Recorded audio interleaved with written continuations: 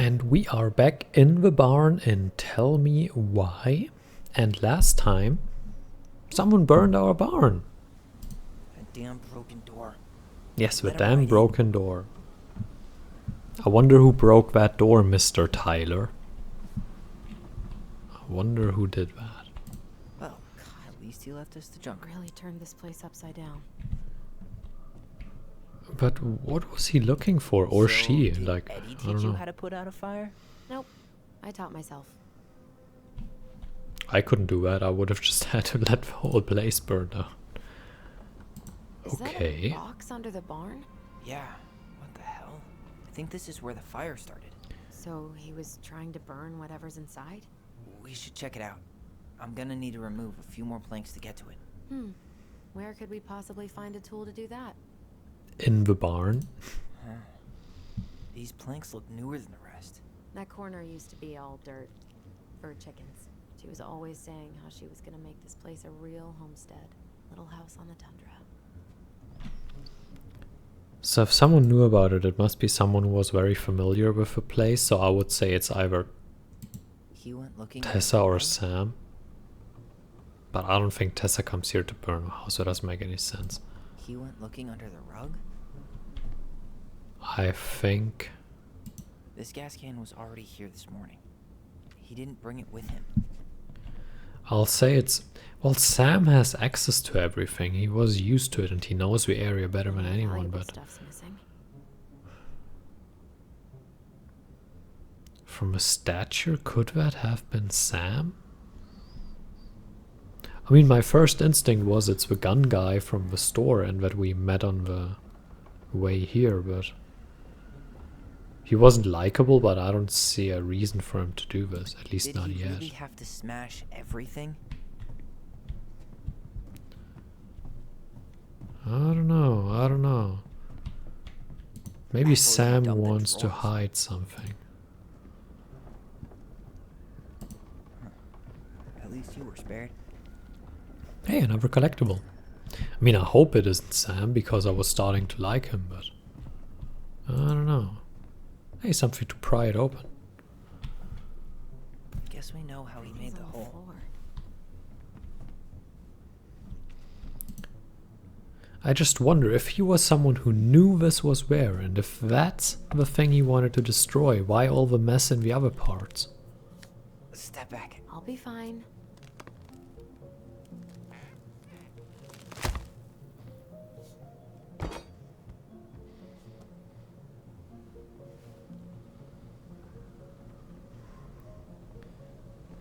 Okay. Well, I only know one person who'd bother to decorate a storage box like this. Marianne. Let's open it. Look. Yeah, Three let's look at it. digits. Any ideas? Oh my. Marianne was never really a numbers kind of person. So I have to read the story again? What's that there? Some kind of carving. Not sure what it is though. I mean, we aced the first one, but... What? Yeah, there are... Oh, we need to Just enter break 3 the lock. numbers. There must be something in here we can use to get it open. And preferably without destroying the box. Or we check the book.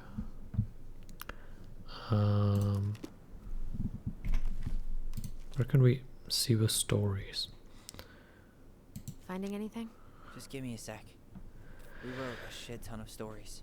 Alright, what could make sense? The frog earns the right to speak? No. The bear and the princess? No. The beaver fixes the house. That could be it.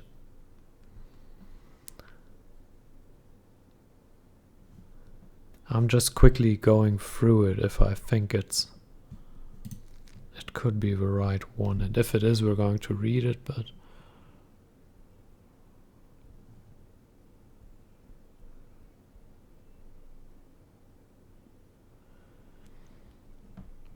I don't know, it doesn't seem to make... Now we're at the princess's party, which mattered earlier.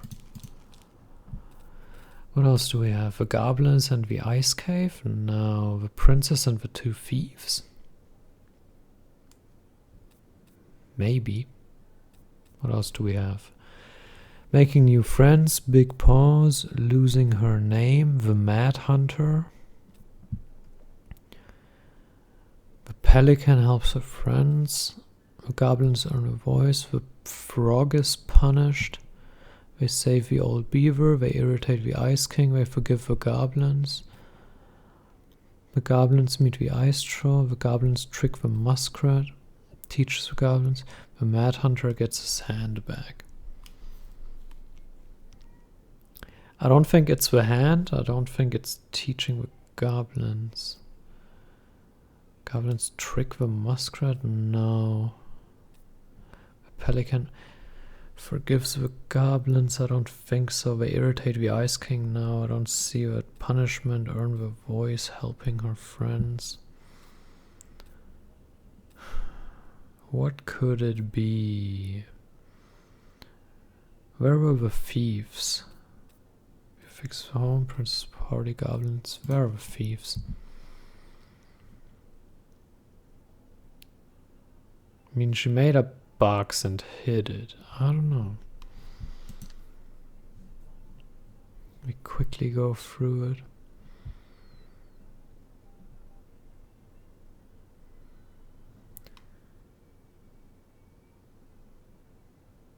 The thing is, I don't even know which one it is.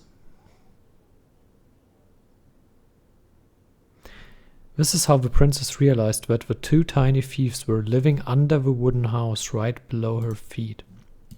So that could be it.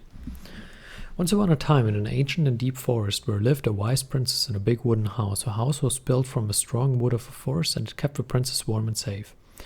The princess was not a native of the forest, but she never spoke about where she had come from, for it made her cry. She did not have many friends, but that was how she liked it. The forest was big and deep, and many paths led to her house, but not many visitors passed by. Yes, she's very much described herself.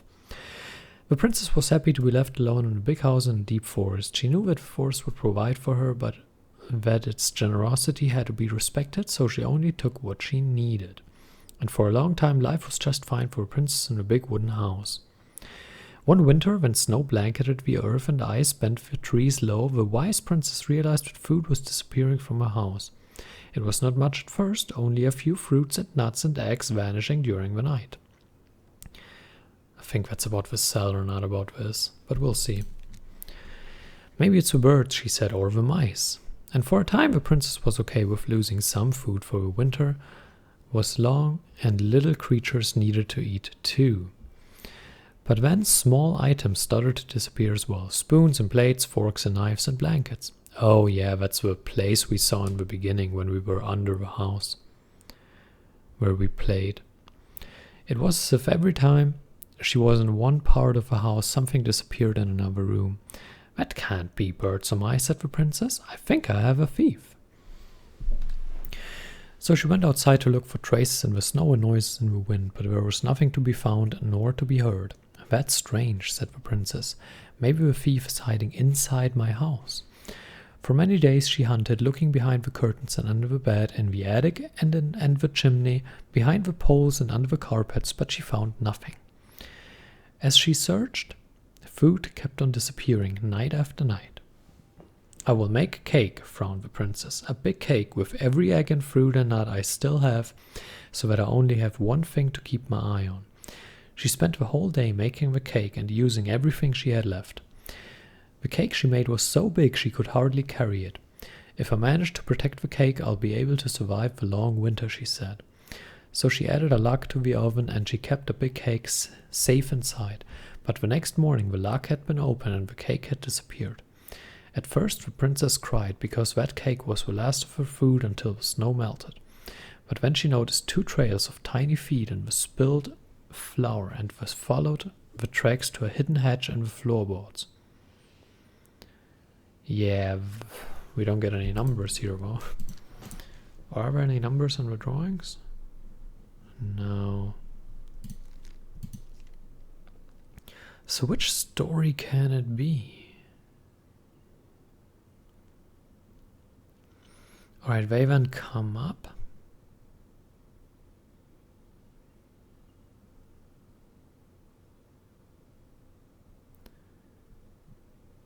And then she makes new friends.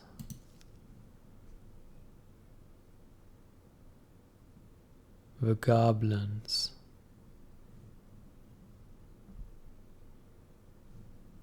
This is how they became friends. The bear's big paws.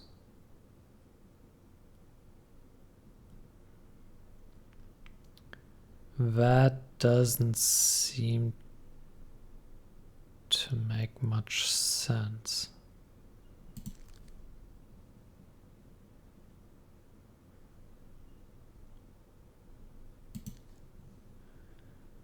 The moon hag loses her name. Oh, look! A chest!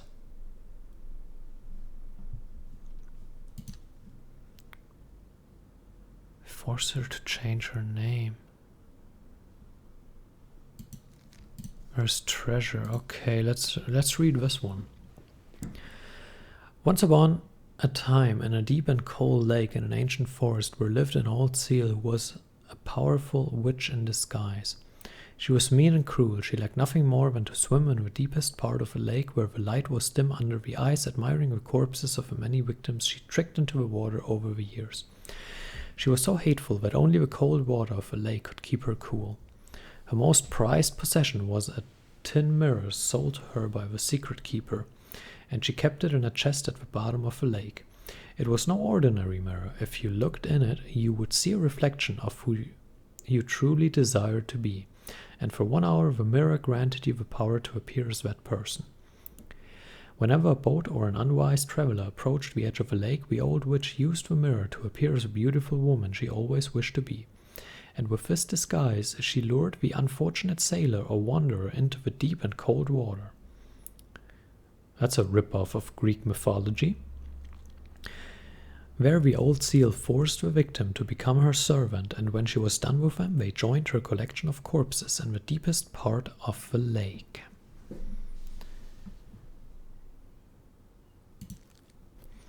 One day, when the old seal swam down to her den under the lake, she discovered that someone had stolen her mirror.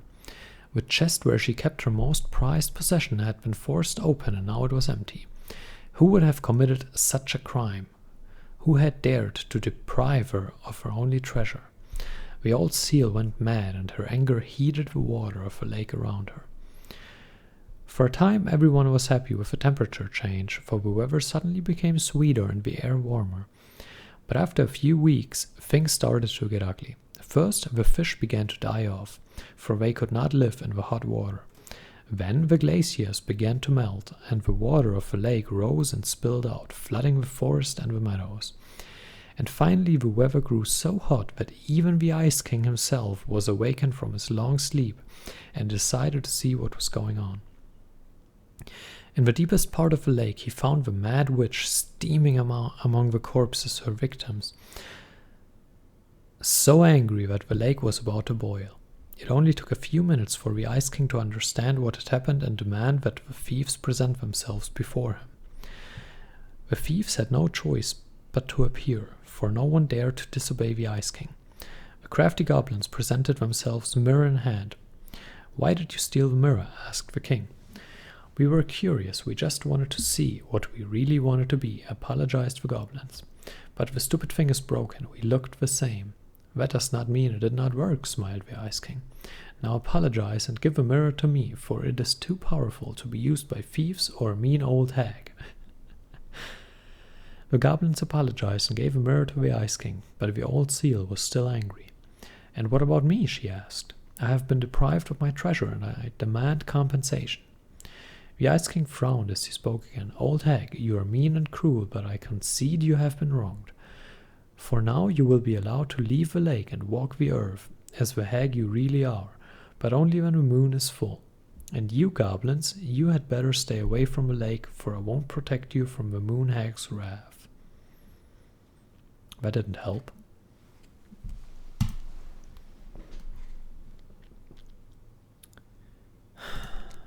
So which story can it be? Pelican helps with friends?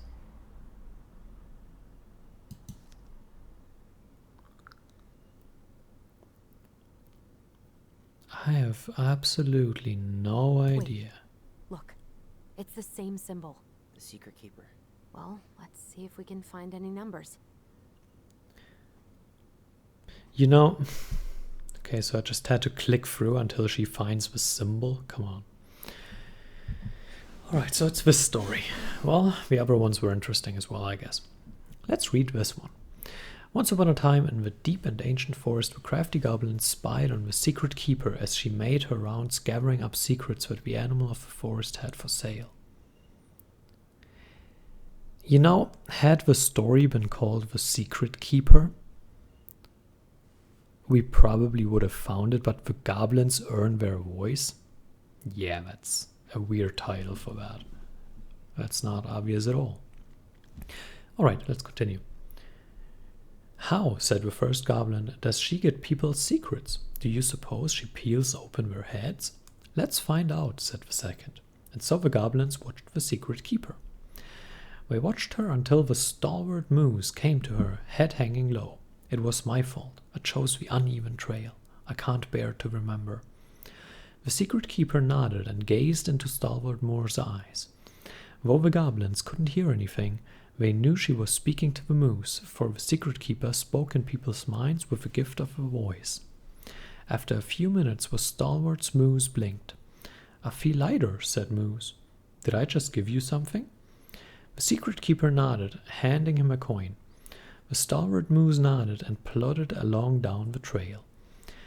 He spied the goblins hiding in the woods and narrowed his eyes, for he knew the goblins were often up to mischief.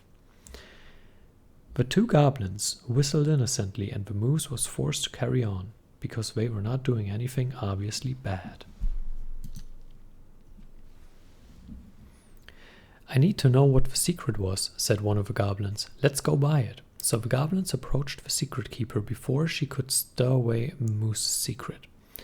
We want to buy Moose's secret. What do you have to trade? Asked the secret keeper, her voice filling their minds. The goblins produced a silver-handled hairbrush they had stolen from the princess, and the secret keeper nodded.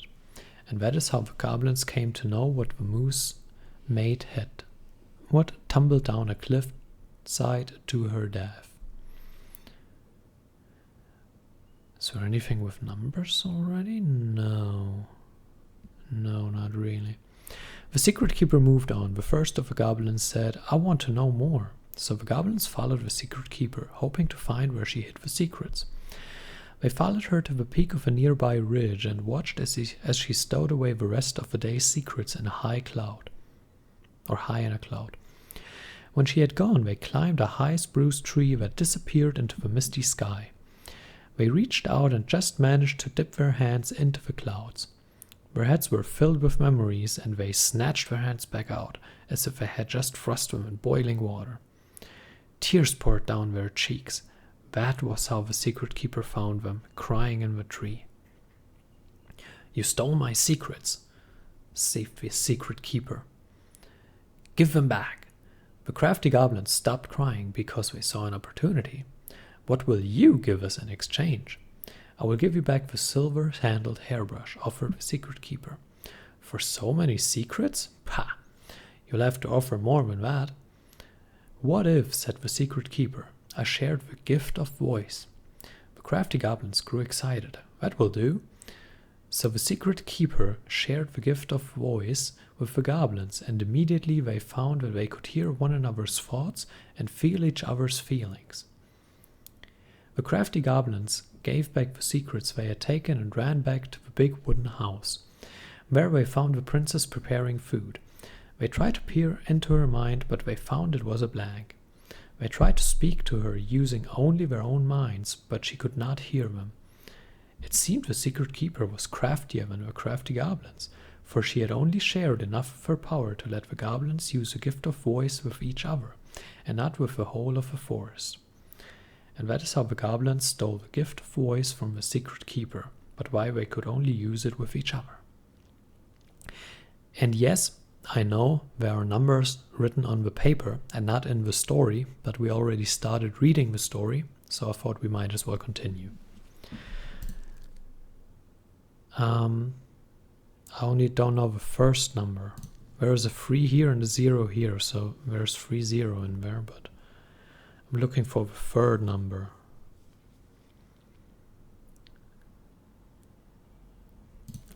And I'm not sure where exactly it is. There it is.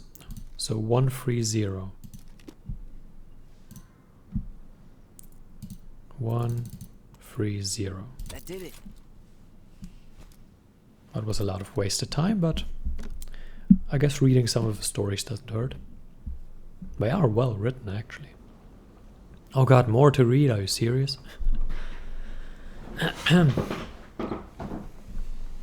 Guessing she didn't know how much of an ass he'd turn out to be. Yeah, she probably didn't. Hold on, I need to drink something. That was a lot of reading.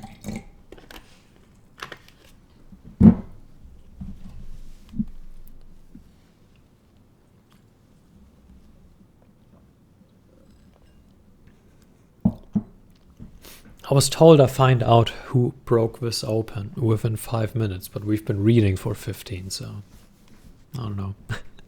Dear Marianne, I need to see you again. I know how that sounds, and I don't want you to think I chase after all the new girls in Dido's Crossing. I've always taken my vows seriously, but something changed when I met you. When we're together, I feel like I'm doing 80 down the highway with my lights off, and I never want to stop. So you're feeling dangerous, is what you're saying. I know it isn't right and we both have a lot to lose, but I need to be with you again. I hope you feel the same. Heart symbol. P.S. I bought you a little something for next time. I can't wait to see how it looks on you.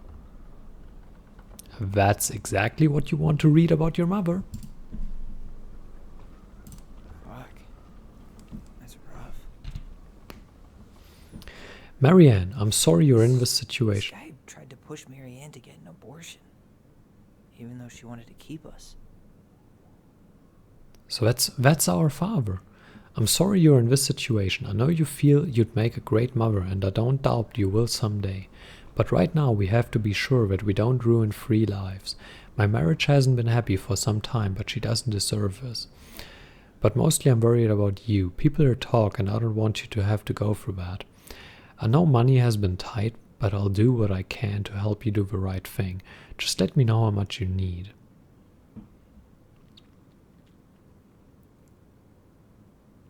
So, our father was a married man who was together with our mother.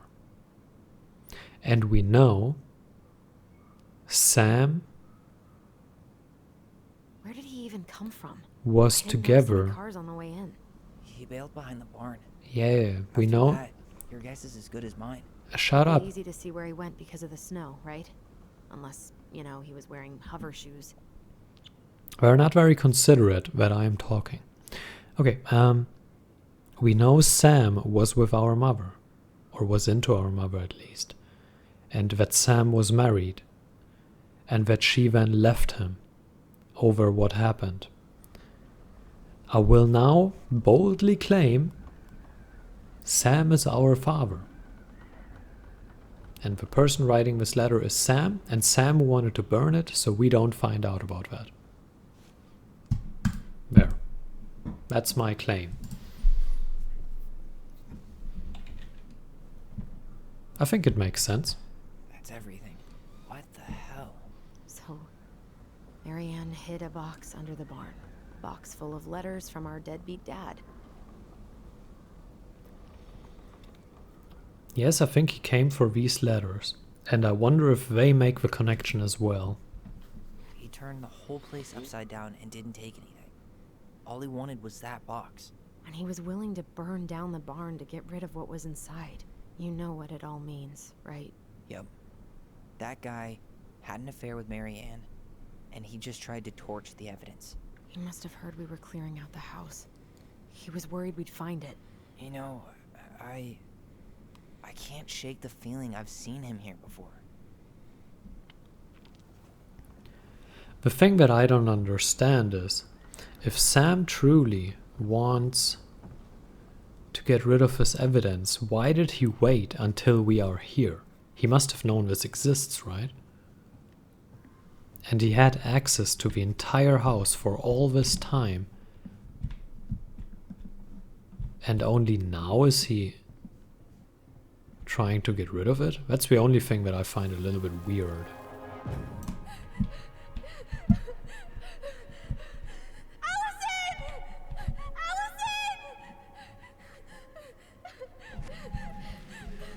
Why are we seeing this? I don't know about you, but I haven't forgotten anything about that night. I would have said the same thing, but something felt different. I need to see the rest. But you know what happens down there. That's the thing. I'm not sure I do. All right, let's go. So we might misremember.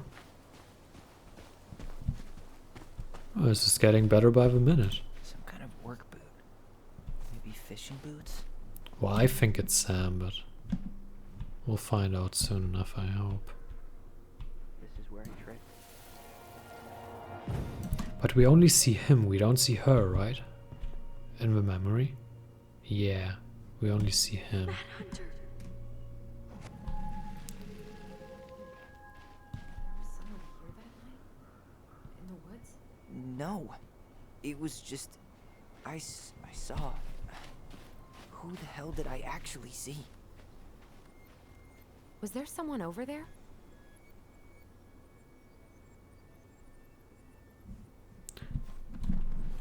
This is getting interesting.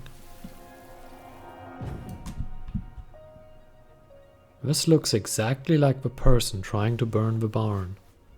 The Mad Hunter. What? No. That was the Mad Hunter. What? What are you talking about? That night, I thought I saw the Mad Hunter in the woods, but I guess it was just some asshole. Some asshole who just fucking stood there and watched while our mother chased me with a shotgun. Do you think it was the same guy? Maybe. I mean, it had to be him, right? They were wearing the same fishing gear. Yeah, unless everyone who wants to mess with us is coordinating outfits. And wait, he was here once before, wasn't he? A few days before Marianne died? Maybe? Hold on. Do you feel that? Or it is the shotgun guy. Because he's also fishing. The guy we met on the boat and then in the store. He likes fishing. I don't know if... Well, Sam must also like fishing. He brought us freshly caught fish. No stops, no turns. He was on a mission. So yeah, that doesn't rule Sam out. I think Sam is fishing as well. Where's the memory? Oh, there it is.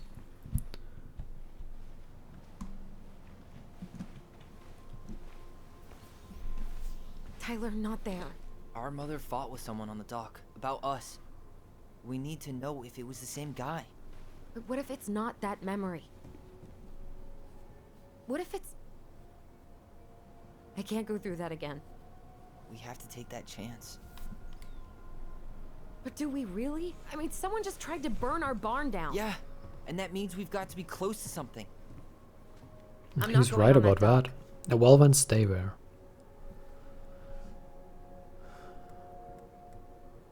Don't make her feel guilty.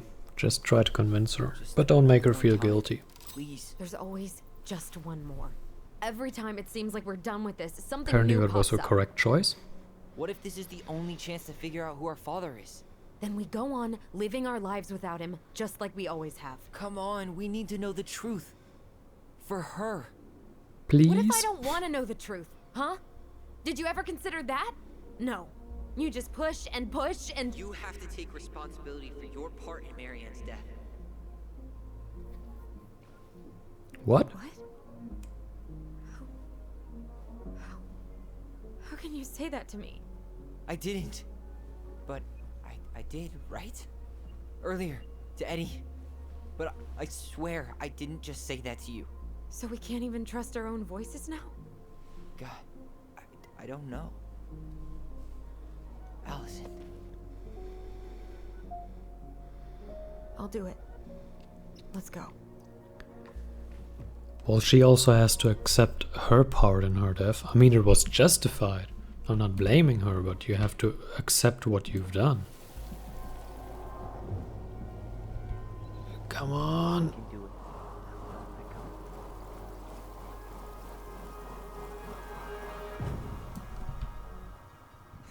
Ouch! Watch it! You're stepping on my foot!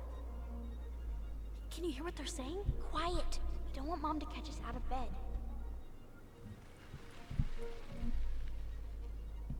Yeah, we didn't hear. Oh, okay.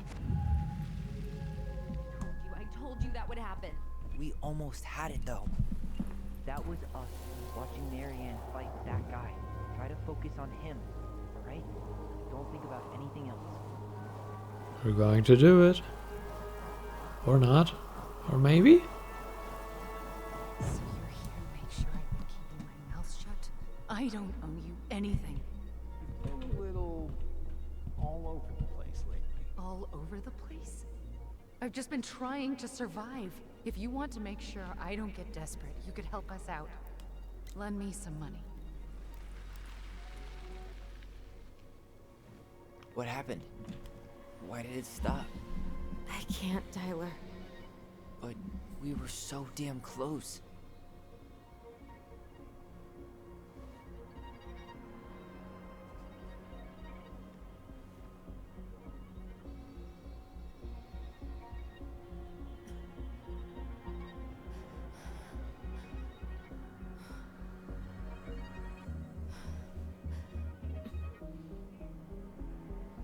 I'm sorry.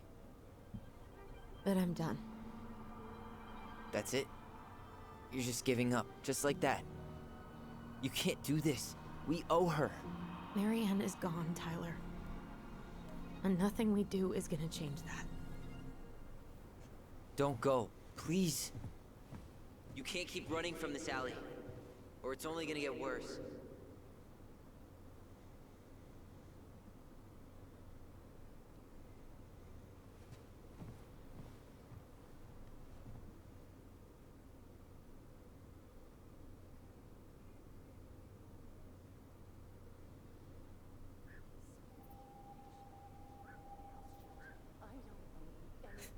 Ouch! Watch it! You're stepping on my foot!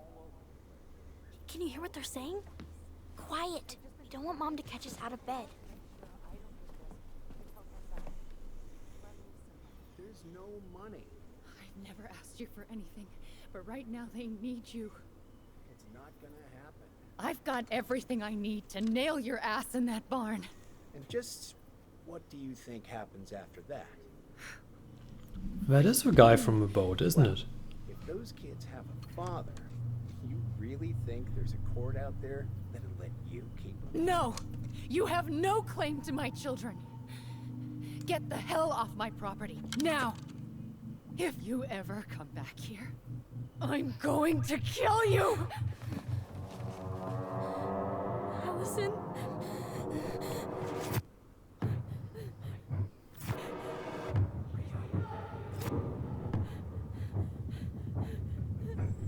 I'm going to kill you. No. No, no. I'm going to kill you.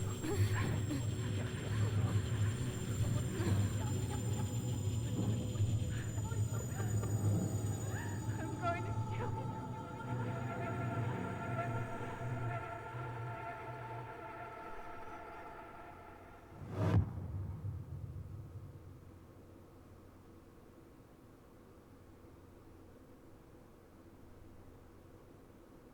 What?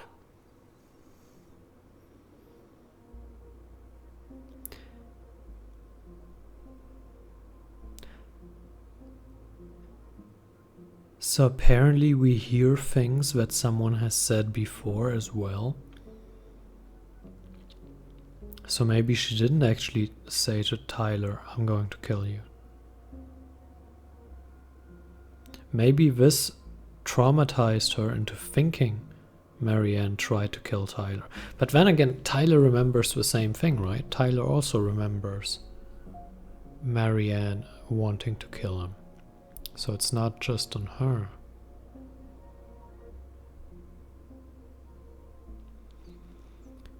I mean, we know it was our father, but who? Who is it?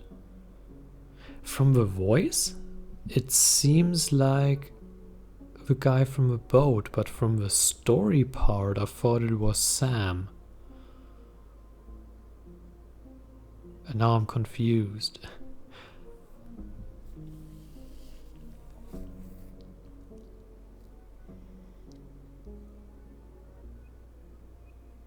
So there has to be more to the whole night in which she died, but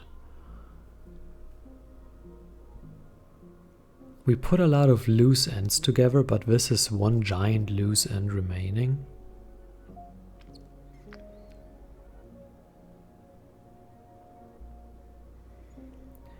I'm just not... The voice is familiar, I just can't put my finger on who it is.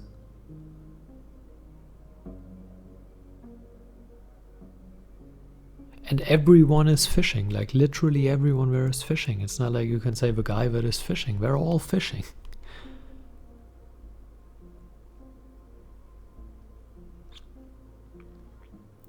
I mean, it could even be Tom, like Tessa's husband, from the voice, but I don't remember.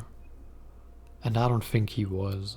That would be quite the plot twist.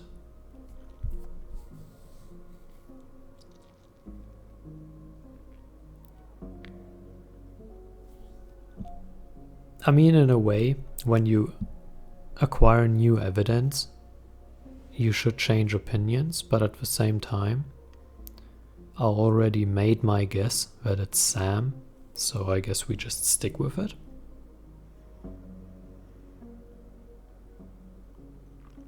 I'm no longer actually thinking it, but I also can't quite put my finger on who it might be. I'm certainly not sure.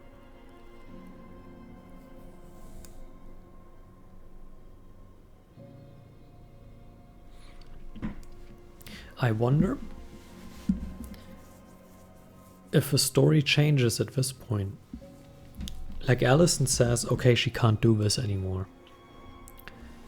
And she can't completely finish the memory. I wonder if you work together closely. Like we had 2 or 3 moments where we divided with Allison, where the relationship got worse. I wonder if you have full relationship with her, as good as it gets, if she actually gives it a try and completes the memory.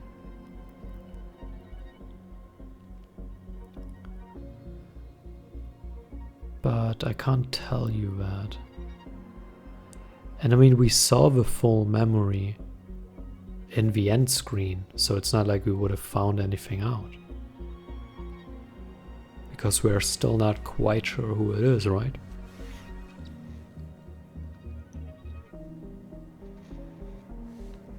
But maybe if they could have seen the memory from a different angle, they would have known who it is. This is a lot of what if. I can't tell you. I don't know if there is a way in the story that we can know for sure right now who it is.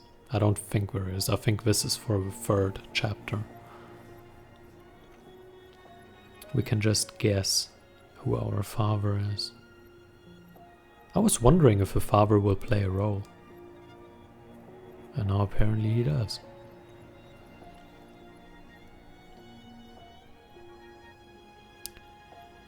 I don't think it's Tom. It has to be either Sam or the guy from the boat. I think it's one of those 2.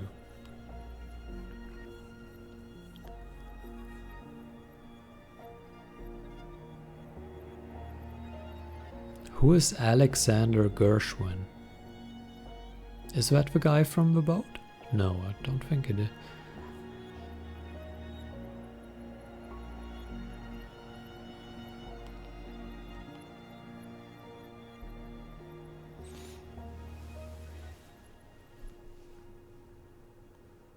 This is... It's certainly interesting in a cliffhanger for the third chapter. So the third chapter will be about who is our father, right? And then finding out what happened that night. Because he was obviously there on that night. I think he was the Mad Hunter. Actually, yeah, obviously the Mad Hunter. The guy from the boat is a hunter. Right? With the gun he's hunting. And he's mad.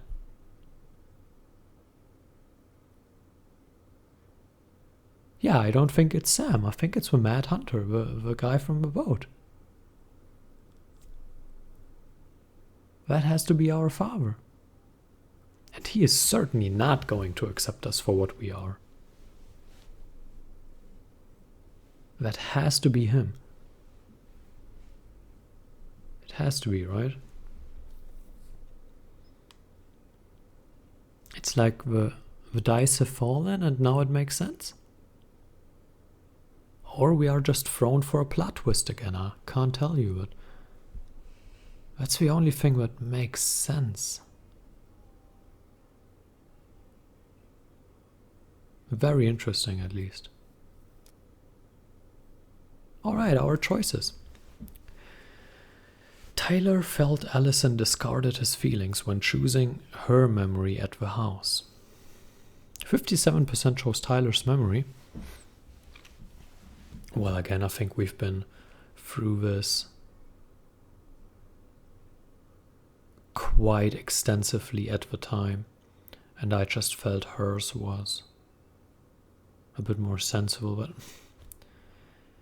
I actually think, because the first time there was a choice, it was 50-50, or I think 51-49, and then people saw, okay, if you pick your own memory, it hurts the relationship to Tyler, and that's why more people chose Tyler here.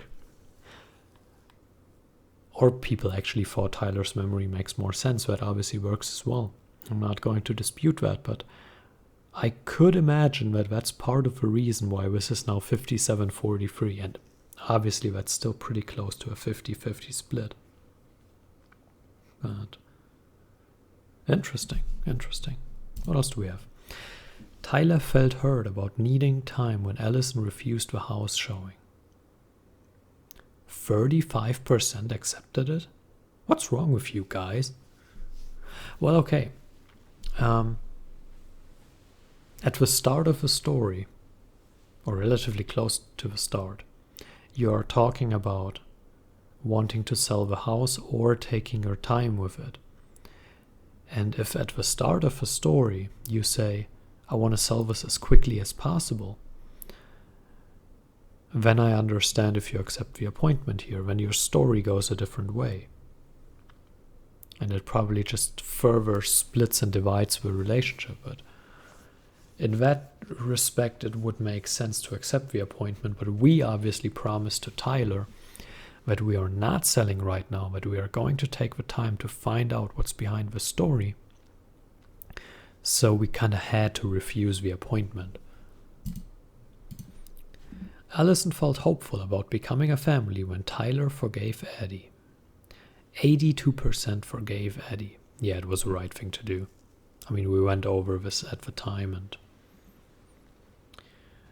I just really don't see a reason to be a complete and utter, well, you know what. Can't say this or else we get flagged. 80% didn't forgive Eddie. Yeah, well, I don't know. Some people are just, I don't know. They like to be mad. We call them Twitter people. Eddie was touched by Tyler's forgiveness. Well, that's literally the same decision. Michael was heartened by Tyler's compliment. 79% accepted Michael's compliment. Well, it's a nice story. It's a nice story that Tyler finally finds someone. And I mean, Michael is nice. He's a friendly guy, you know. Why not?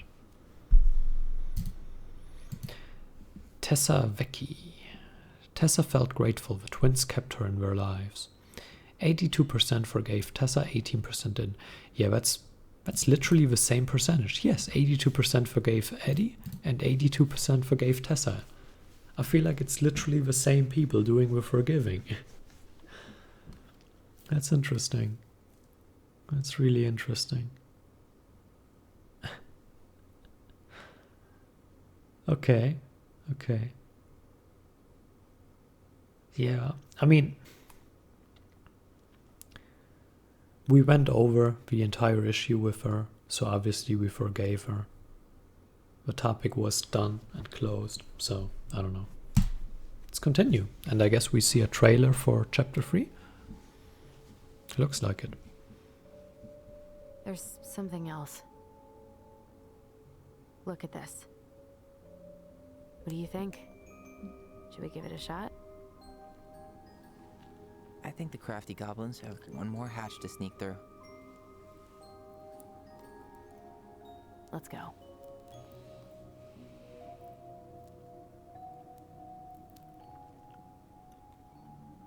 Artistically, this is very pretty.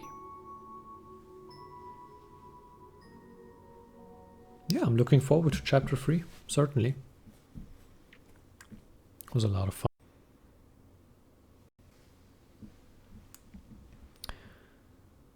So, I hope you enjoyed it. Thank you for watching. And until next time in chapter 3, farewell.